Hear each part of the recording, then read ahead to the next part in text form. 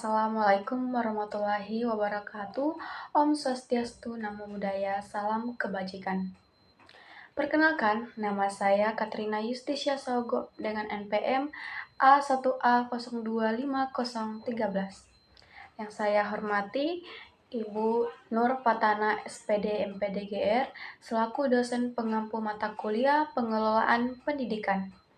Di video ini, saya akan merangkum materi yang telah dipelajari. Kita langsung masuk saja pada sejarah awal pengelolaan pendidikan. Nah, sejarah awal ini bersifat sederhana dan informal, dilaksanakan dalam keluarga dan masyarakat, belum memiliki sistem administrasi berdasarkan adat dan tradisi.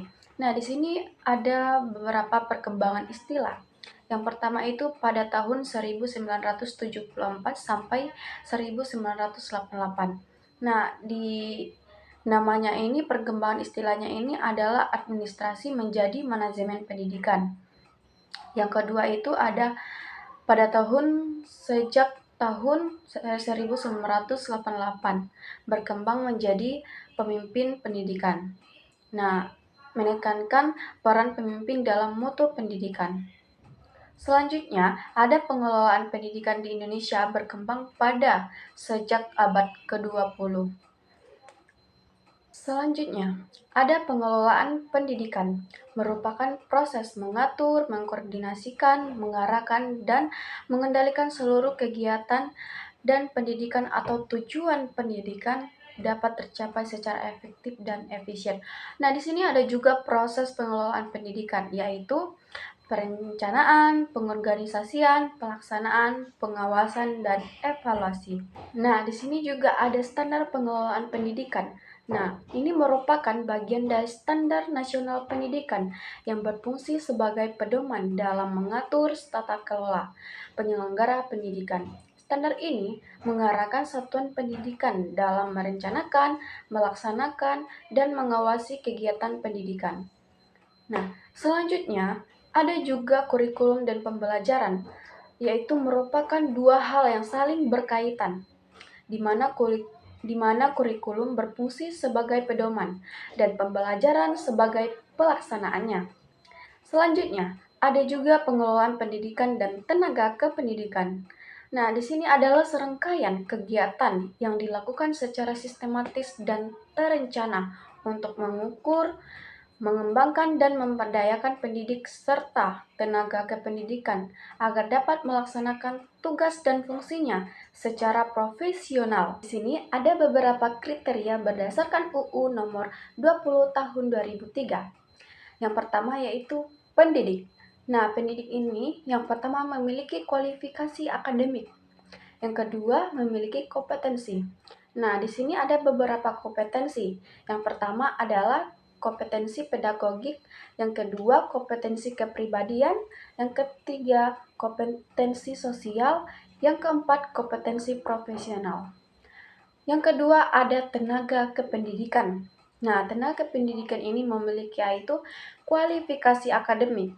Yang kedua kompetensi. Nah, di sini juga ada kompetensi, yaitu kompetensi manajerial, kompetensi teknis, kompetensi sosial, kompetensi kepribadian, serta profesionalitas. Selanjutnya ada pengelolaan peserta didik. Nah, pengelolaan peserta didik ini adalah proses pengaturan dan pelayanan siswa sejak masuk sekolah hingga lulus. Nah, tidak hanya pencatatan data tetapi mencangkup pembinaan, pengawasan, dan pengembangan potensi siswa. Selanjutnya, ada sarana dan prasarana pendidikan. Nah, sarana pendidikan adalah segala fasilitas yang digunakan secara langsung dalam proses pembelajaran untuk membantu tercapainya tujuan pendidikan. Sedangkan prasarana pendidikan merupakan fasilitas dasar yang berfungsi sebagai penunjang terselenggaranya proses pendidikan secara keseluruhan.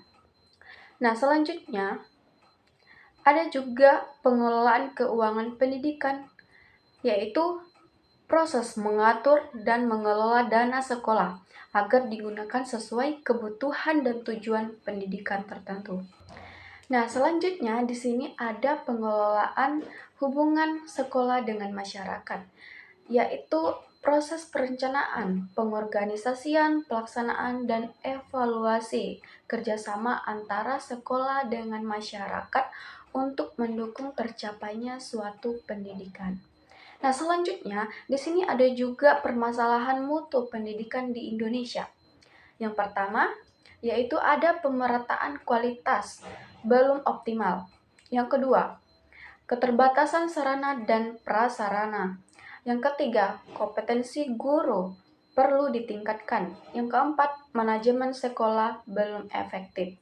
Yang kelima, tuntunan perkembangan IT. Nah, selanjutnya ada supervisi manajerial dan supervisi akademik. Nah, supervisi manajerial adalah kegiatan supervisi yang berfokus pada pengelolaan sekolah sebagai organisasi pendidikan. Sedangkan supervisi akademik adalah kegiatan pembinaan profesional yang dilakukan oleh kepala sekolah atau pengawas untuk membantu guru meningkatkan kualitas pembelajaran di kelas. Selanjutnya, ada juga kepemimpinan pendidikan dan pengambilan keputusan.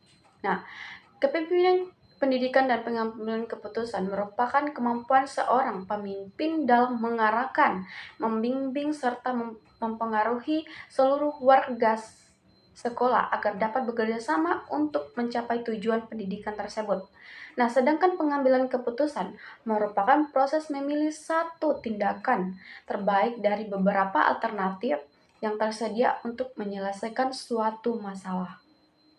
Baik, sampai di sini penyampaian materi yang dapat saya sampaikan. Saya mohon maaf bila ada kata salah. Terima kasih. Shalom.